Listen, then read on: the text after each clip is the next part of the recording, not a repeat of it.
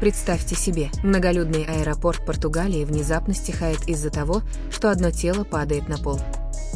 Чингук падает прямо у выхода в зону прибытия, посреди моря камер и криков фанатов. В следующую же секунду Ви прорывается через ограждение так, будто для него не существует ничего, кроме одного Чингука. Этот обнимок выглядит коротким, но его достаточно, чтобы все одновременно запаниковали и замолчали. Смотрите до конца, потому что есть одна маленькая деталь, из-за которой ситуация меняется полностью. Тем утром воздух в Лиссабоне кажется холодным, но очередь фанатов уже горит от восторга. Фиолетовые баннеры развиваются, лайтстики светятся, хотя солнце еще не поднялось высоко. Сотрудники охраны снова и снова напоминают всем оставаться за обозначенной линией. Некоторые фанаты с дрожащими руками сжимают телефоны, ожидая хотя бы долю секунды. На фоне толпы звук катящихся чемоданов и объявления аэропорта смешиваются в одно. Все задерживают дыхание, когда автоматические двери начинают медленно вот-вот превратиться в кошмар. Они проходят всего несколько метров, когда Чингук вдруг замедляет шаг. Плечи опускаются, и кажется, будто он сглатывает дыхание, которое слишком долго задерживал. Одна рука касается боковой части шеи, словно он ищет пульс или борется с головокружением. Ви резко оборачивается, выражение лица мгновенно меняется с расслабленного на настороженное. Фанаты все еще кричат, не замечая маленьких тревожных признаков.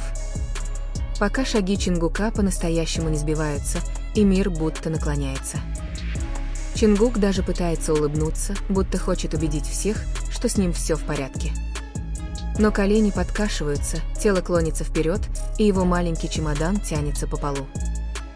Из толпы вырывается потрясенное а следом громкий стук упавшей вещи. В долю секунды Чингук падает, не драматично, а словно просто отключили питание. Кто-то из фанатов инстинктивно бросается вперед, другие застывают, не веря своим глазам. И именно тогда Ви бежит, действительно бежит, сокращая расстояние. Ви взмахивает рукой, подавая знак людям отойти назад. Он бросает сумку, приседает и поддерживает голову Чингука, чтобы она не ударилась о пол. Объятие крепкое не для камеры, а чтобы удержать тело, которое теряет силы. Лицо Ви напряжено, челюсть сжата, глаза быстро ищут помощь. Фанаты начинают паниковать, крики превращаются в плач, щелканье затворов становится все более безумным. Аэропорт, который только что гудел, внезапно наполняется одними и теми же словами «Зовите медиков». Кто-то в первом ряду хватается за грудь, дышит часто, почти теряя сознание тоже. Другие вцепляются в ограждение, закрывая рот ладонью и сдерживая рыдания.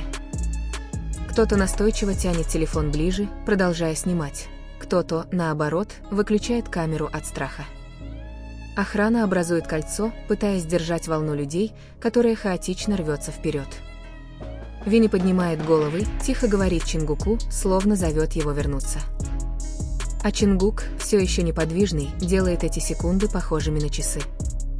Наконец прибегают медики с сумкой и складными носилками, шаги быстрые, уверенные. Они проверяют реакцию Чингука, контролируют дыхание, снова и снова зовут его по имени. Ви немного отступает, но остается рядом, его рука не уходит с плеча Чингука. Один из сотрудников просит дать пространство, но это трудно, толпа как магнит тянется к центру. Объявления аэропорта слышны глухо, их перекрывают слои паники. Посреди хаоса Ви поднимает руку высоко, снова показывая «спокойно». Чингук наконец шевелится, веки дрожат, будто он пытается прорваться сквозь туман. Дыхание тяжелое, и он сглатывает, словно борется с тошнотой. Ви сразу наклоняется ближе и зовет его по имени уже более мягким голосом. Фанаты, заметив это крошечное движение, радостно вскрикивают, но радость тут же снова сменяется тревогой. Медики просят Чингука оставаться лежать и предупреждают не вставать слишком рано. Но больше всего бросается в глаза другое. Чингук растерянно ищет Ви взглядом. Ви встречает этот взгляд и подходит ближе, закрывая боковую часть лица Чингука от вспышек и камер. Он меняет позицию, делая свое тело стеной, чтобы у Чингука было хоть немного приватности. «Не снимайте!» — кричит сотрудник охраны, но некоторые телефоны остаются поднятыми. Кто-то даже забирается на край ограждения, чтобы получить более близкий ракурс. Напряжение растет, и охранники начинают оттеснять передний ряд назад. В этот момент паника фанатов превращается в конфликт, который почти невозможно контролировать. Один из сотрудников вызывает служебную машину аэропорта, чтобы отвезти их во внутренний медпункт. Носилки раскрывают, ремни застегивают, и Чингука осторожно, медленно перекладывают.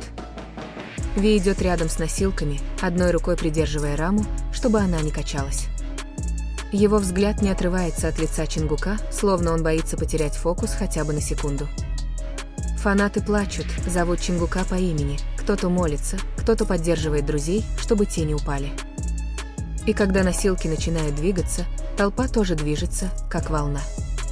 Охрана расширяет проход, создавая экстренный коридор с собственными телами. Звук быстрых шагов отдаётся эхом, колеса носилок тихо поскрипывают по глянцевому полу. Ви на мгновение бросает взгляд на толпу и слегка качает головой, будто просит прекратить давку.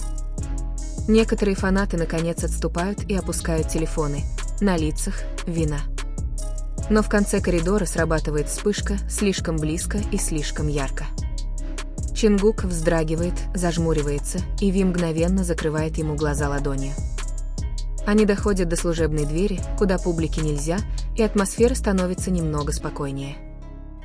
Как только дверь закрывается, шум снаружи будто отрезает, остается тяжелая тишина. Медики измеряют давление и температуру, затем дают кислород через небольшую маску. Ви стоит у экстренной койки, все еще дышит часто, плечи напряжены. Он, наконец, садится, опускает голову и сцепляет руки, будто сдерживает дрожь. И тут Чингук шепчет, первые слова, от которых все вздрагивают. «Прости», — говорит Чингук, голос хриплый и едва слышный.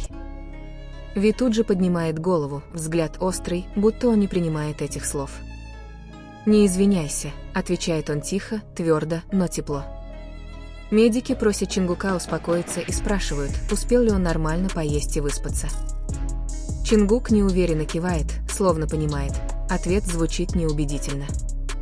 А за пределами комнаты слухи уже бегут быстрее фактов. В публичной зоне телефоны вспыхивают дикими постами, Чингук потерял сознание. Кто-то пишет преувеличенные догадки, кто-то выкладывает обрезанные видео без контекста. Фанаты, которые не видели все своими глазами, тоже паникуют, пересылают сообщения цепочками, звонят друзьям. Некоторые местные СМИ начинают расспрашивать сотрудников аэропорта, ожидая заявления.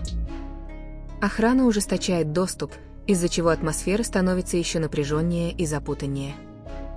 И ровно в момент, когда слухи достигают пика, Ви делает то, чего никто не ожидает. Ви на короткое время выходит в служебный коридор и просит разрешения подать знак фанатам. Без лишних слов он поднимает ладонь, простой жест «Ждите». Он выглядит измотанным, но в глазах ясно читается просьба всем успокоиться. Некоторые фанаты плачут, увидев его, потому что это выражение не выражение айдола на сцене. Это лицо человека, который по-настоящему боится потерять того, кого защищает. За несколько секунд шум снаружи стихает, хотя бы настолько, чтобы можно было вдохнуть. Вернувшись в медкомнату, Чингук уже более в сознании, но тело все еще слабое. Он пытается приподняться, затем морщится, будто голова все еще кружится. Медики просят пить понемногу и снова проверяют состояние. Ви помогает подложить подушку, двигаясь осторожно, почти так, будто боится прикоснуться слишком сильно. Чингук смотрит на него и слабо улыбается, улыбка, которая успокаивает Ви больше, чем самого Чингука. Но это чувство безопасности не длится долго, в дверь громко стучат. Входит сотрудник, лицо серьезное, и сообщает, что толпа снова начинает давить. Кто-то из фанатов падает в обморок от паники, кто-то пытается прорваться внутрь, напряжение растет. Ви мгновенно встает, а Чингук рефлекторно тянет его за край рукава, удерживая.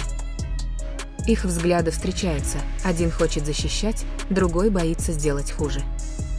Сотрудники предлагают другой путь эвакуации, чтобы выйти, не спровоцировав толпу. Решение нужно принять быстро, пока снаружи не стало еще хуже. Они готовят план – выйти через служебную дверь к закрытому автомобилю. Чингуку надевают более теплую куртку, маску, а кепку опускают ниже.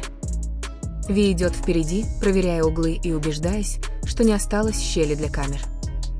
Двое охранников идут по бокам, шаги синхронные, без места для неожиданностей. Чингук идет медленно, но теперь Ви держит правильную дистанцию, близко, но не давя. Служебный коридор длинный, и каждый шаг звучит как отсчитанная секунда.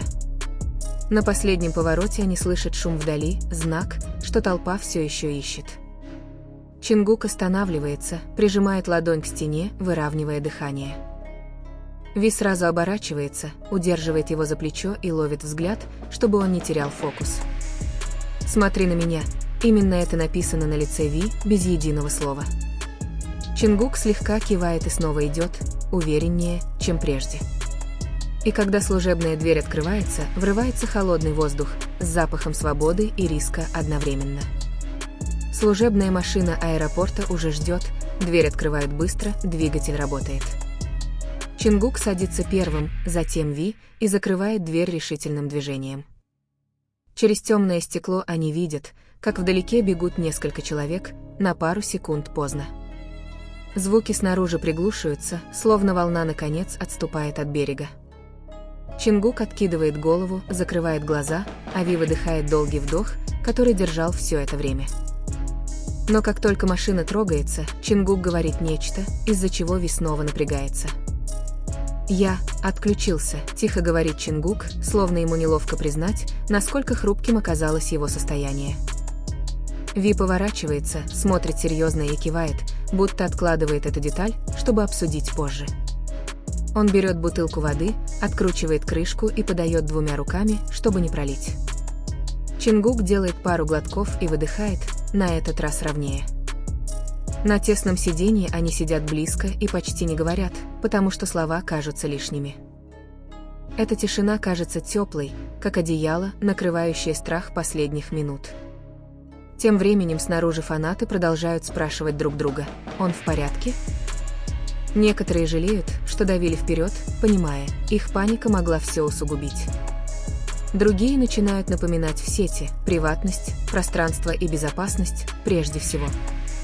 Но остаются аккаунты, гоняющиеся за сенсацией и перекручивающие историю ради кликов. Среди столкновения потоков один простой пост очевидца становится точкой равновесия. Объятие Ви было не для драмы, он действительно защищал его, написано там, и многие замолкают. Машина останавливается в защищенной зоне с ограниченным доступом, вдали от публичных маршрутов. Медики снова осматривают Чингука, убеждаясь, что не пропустили ничего серьезного. Ви стоит рядом, теперь спокойнее, но в глазах еще остаются следы паники. Чингук показывает маленький палец вверх, простой знак, что ему становится лучше. Ви, наконец, слабо улыбается, улыбкой, в которой больше облегчения, чем радости. Но прежде чем все закончится, им нужно решить одно – сообщить новости или подождать. Менеджер предлагает короткое заявление, чтобы слухи не раскручивались дальше. Ви смотрит на Чингука, будто спрашивая без слов: «Сможешь?». Чингук слегка кивает, потом на секунду закрывает глаза, собирая силы. Они соглашаются, сообщение должно успокоить людей, без деталей, подпитывающих спекуляции. Снаружи фанаты все еще ждут, и время ощущается, как натянутая веревка. И вот сообщение наконец выходит, короткое, ясное и достаточное, чтобы унять бурю.